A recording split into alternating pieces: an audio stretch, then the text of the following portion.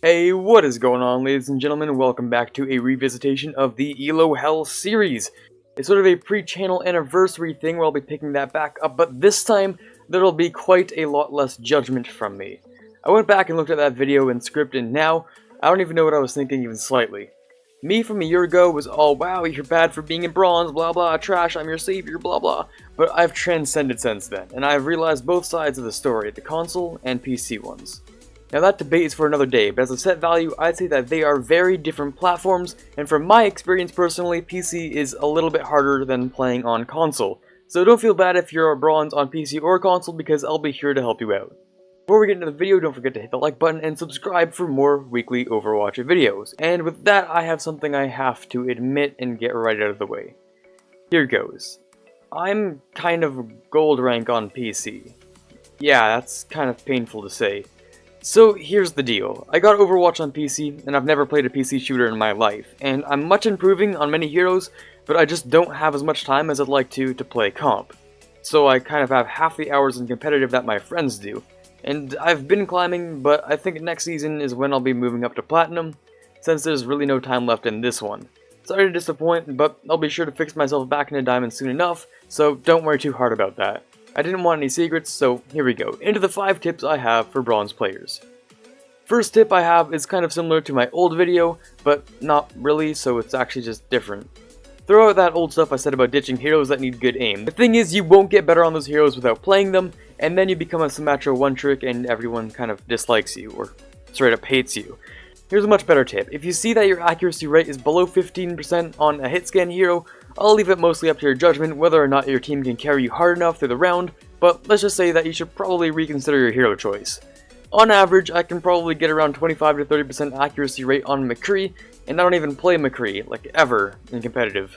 For heroes like Pharah, your accuracy rate should be fairly high, maybe in the 30 to 40% range in bronze, or maybe even higher. I know that I usually hit around 60% accuracy in most of my Pharah games, which I'm pretty proud of, and as a basic rule of thumb, Reaper, Soldier, Pharah, and Junkrat are great DPS choices for bronze, but if you can pull off a good McCree or Ana, go for it. As for great tanks, there really isn't anything specific since the tanks have a very vital role and have to be picked situationally, and for the heroes, Moira is probably your best bet, but most of the heroes are good to play except maybe for Ana. Moving on to tip number 2, it's time to talk about your practice habits. Something I know I was really guilty of was just playing quick play, and that was basically it. Now that was a problem for many reasons. I ended up playing heroes that I didn't really end up playing in comp. For instance, I have about 4 hours in total on McCree, but I'm only level 65 on PC.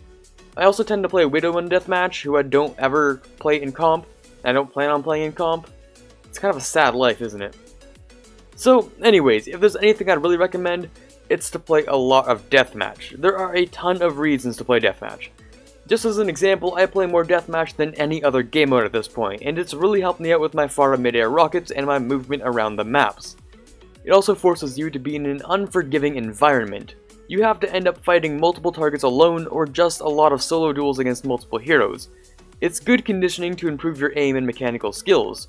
Anything to do with game sense though is stuff you have to develop over time, but this will really help you with your DPS mains, or if you just play Moira and you want to be rude with your kill steals, then sure, do that too.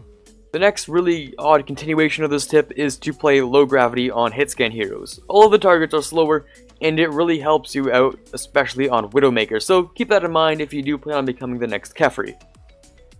Finally, practice heroes in competitive. It's really important after you play at least 2 hours in quick play or deathmatch that you should start playing them seriously and trying to turn them into your main. Even if your team gets salty, even if you do poorly at first, the only way to go is up in the end. The environment in competitive is so much different from every other game mode as we know, and you need to get accustomed to the new hero in the setting you plan to use them in. This is the way I learned how to play Rhine, and it will really work out in the end, trust me. On to tip number 3, you really need to improve your coordination with your team, and the best way to do this is to find a few like-minded people who can fill roles you're weaker in that you've already played with and can make easy callouts with. I don't know if it's just me, but when I solo queue, I really don't like talking into the chat a whole lot, because I don't really know anyone on my team, I don't really know who's going to be disagreeable or difficult to play with, but for the interest of winning, you do have to make those good callouts. Pharah's 1 on right, Mercy's half, Ryan's shield is low, These are really short and easy to make callouts. You don't have to be the shot caller if you don't want to, but if no one else does, you have to be the one to coordinate your team. I've gotten countless comments saying my team isn't ever in the chat. To be completely honest, that's not usually true. I've had it happen that I'm the only person talking in the voice chat, but you can tell when other people are listening to you. I'll tell you, if you have a mic and no one else is talking, you now have the responsibility to say even small things, like hey, let's go right, or let's hold off the point right now, or let's go off on that pick, or focus on it in the back.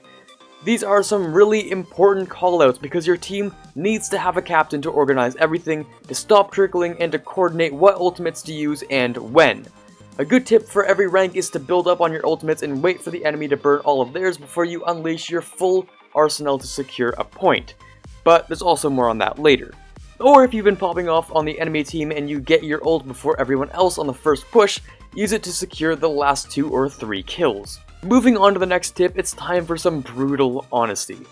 Team comp does not matter in Bronze competitive. I asked my friend who started his Overwatch experience in Bronze and is around my elo right about now.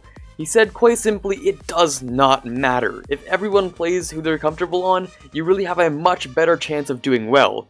Of course, try to have a healer and a tank at minimum, but after that, play your best hero for now, since it'll be really important to be good at your mains in later ranks.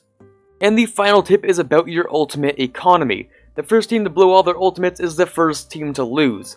This ties a lot of the tips together into a really important concept. If the enemy Zarya has a Graviton and you have a Lucio and a Zenyatta, you have to know which ultimate to use. A Pulse Bomb or Riptire from the enemy team will need a Sound Barrier, but a Barrage or Attack Visor will only need a Transcendence. Whatever you do though, do not use them both. You always want the ultimates to trade in your favor. If your team gets Earth Shattered and you can pop a Transcendence in time to save your team from a Soldier ult, you just traded 1 ult for their 2 ults, so the economy is very much in your favor. Also, the best thing you can do is to pressure the ultimates out of enemy supports, focus the Zenyatta or Lucio until they ult to save their lives, then at the end of their ultimate, pull out that Earth Shatter or Grab and let your ultimates rip. That was 5 tips to help you out of Bronze, so I hope you all get great use out of all of these. Not to mention practice makes perfect, so make sure you keep playing smart and improving and you'll rank up in no time. This is Carter signing off, and as always, have a fantastic day.